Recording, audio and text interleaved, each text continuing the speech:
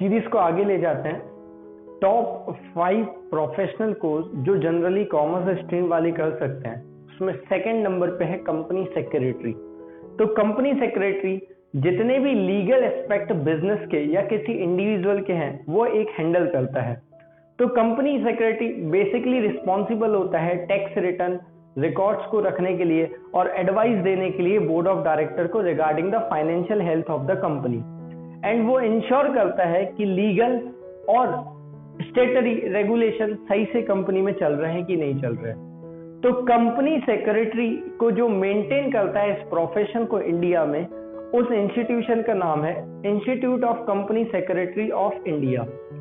तो अगर आपको कंपनी सेक्रेटरी बनना है तो बेसिकली आपको 3 स्टेप्स करना होगा या 3 एग्जाम्स क्लियर करने होंगे। तो पहला बोलते हैं step foundation programme, second step है एग्जीक्यूटिव प्रोग्राम और थर्ड स्टेप है प्रोफेशनल प्रोग्राम।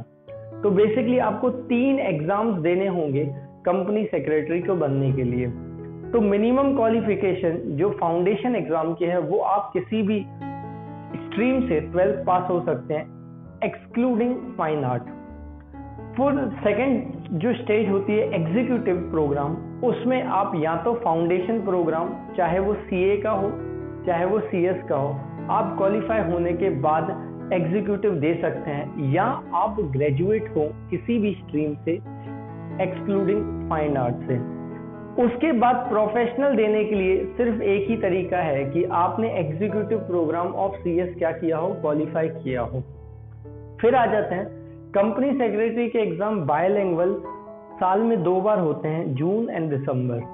अगर आपको दिसंबर का एग्जाम देना है तो आपको बाय 31 मार्च तक एनरोल होना पड़ेगा, और अगर आपको जून सितंबर 30 तक क्या होना पड़ेगा, एनरोल होना पड़ेगा। अब आ जाते हैं सब्जेक्ट्स की बात करें तो बेसिकली सीएस फाउंडेशन में 4 सब्जेक्ट्स होते हैं, सीएस एग्जीक्यूटिव में 2 मॉड्यूल्स होते हैं और 1 module is equal to 4 subjects होते हैं, और सीएस प्रोफेशनल्स में बेसिकली 3 मॉड्यूल्स होते हैं। फिर पासिंग परसेंटेज की बात करें तो बेसिकली चाहे एग्जीक्यूटिव हो, प्रोफेशनल हो, चाहे फाउंडेशन हो, आपको हर सब्जेक्ट में इंडिविजुअली 40% लाना होगा, और ओवरऑल एग्रीगेट सारे सब्जेक्ट्स का मिला के कम से कम 50% होना चाहिए, तभी आप नेक्स्ट स्टेप में पास माने जाएंगे। फिर आ जाते हैं फीस की बात करते हैं। तो जनरली फीस स्ट्रक्चर सीएस का 2 कैटेगरी में बांटा गया है, एक कोर्स फीस और दूसरी जो है वो है एग्जाम फीस। तो कोर्स फीस जैसे ही आप रजिस्टर करते हैं इंस्टीट्यूट ऑफ कंपनी सेक्रेटरी में तो आपको तब देनी होती है। तो सबसे पहले फाउंडेशन एग्जाम की जो टोटल कोर्स फीस होती है वो 3600 होती है, including admission fees of 1200 and tuition fees of 2400। CS executive क्योंकि इसमें एंटर करने के बहुत सारे तरीके हैं, मतलब आप कहीं से ग्रेजुएट हो तो भी एंटर कर सकते हैं, और अगर आप चाहें तो सीए फाउंडेशन एग्जाम देके भी डायरेक्ट एग्जीक्यूटिव एग्जाम दे सकते हैं, और सीएस फाउंडेशन एग्जाम देकर भी एग्जीक्यूटिव पेपर दे सकते हैं। तो इसीलिए जो सीएस की कोर्स फीस एग्जीक्यूटिव की कोर्स फीस है वो डिफरेंट वेरी करती है। तो अगर आप सीए फाउंडेशन का एग्जाम देके सीएस एग्जीक्यूटिव देना चाह रहे हैं तो आपको 15,600 रुपीज टोटल फीस पे करनी होगी। सीएस का फाउंडेशन देने के बाद एग्जीक्यूटिव देते हैं तो आपको टोटल 10,600 पे करनी होगी। एंड सीएस प्रोफेशनल की बात करें तो टोटल आपको fees 13,000 as a course fees देनी होगी, जिसमें 12,000 एजुकेशन फीस है और प्री एग्जाम टेस्ट फीस है 1,000 रुपीज। अब आ जाते हैं एग्जाम फीस की बात करें तो अगर आप सीएस फाउंडेशन की जितनी भी एग्जाम फीस है वो 1000 है, इसका मतलब आप जितनी भी बार अटेम्प्ट देंगे आपको हर बार 1000 पे करनी होगी। इसमें कुछ एक्सेप्शंस भी हैं। अगर आप एग्जाम फीस अगर किसी कैटेगरी में बिलोंग करते हैं, जैसे आप SC ST फिजिकल डिसेबल्ड या आप यूनियन टेरिटरी लद्दाख जम्मू कश्मीर से बिलोंग करते हैं, तो अप टू 100% इसमें एक्सेप्शन होता है। अब आ जाते हैं सीएस की एग्जीक्यूटिव प्रोफेशनल की एग्जामिनेशन फीस की बात करें तो इसमें 1200 पर मॉड्यूल लगता है। फिर आ जाते हैं आप अगर सीएस बन गए तो उसके बाद क्या करेंगे, तो आप बेसिकली आप चाहें तो as a individual professional service भी दे सकते हैं और आप जॉब भी कर सकते हैं। तो अगर आप इंडिविजुअल प्रोफेशनल सर्विस देते हैं तो आप legal and governance, corporate governance बन सकते हैं, कॉर्पोरेट रीस्ट्रक्चरिंग कर सकते हैं, foreign collaboration and joint venture कर सकते हैं, फाइनेंशियल मैनेजमेंट कर सकते हैं, प्रोजेक्ट प्लानिंग कर सकते हैं, capital market and investor relations भी कर सकते हैं। अगर मान लेते हैं आप जॉब करना चाहते हैं तो आपको कौन कौन सी जॉब प्रोफाइल मिल सकती है एक्सपेक्टेड।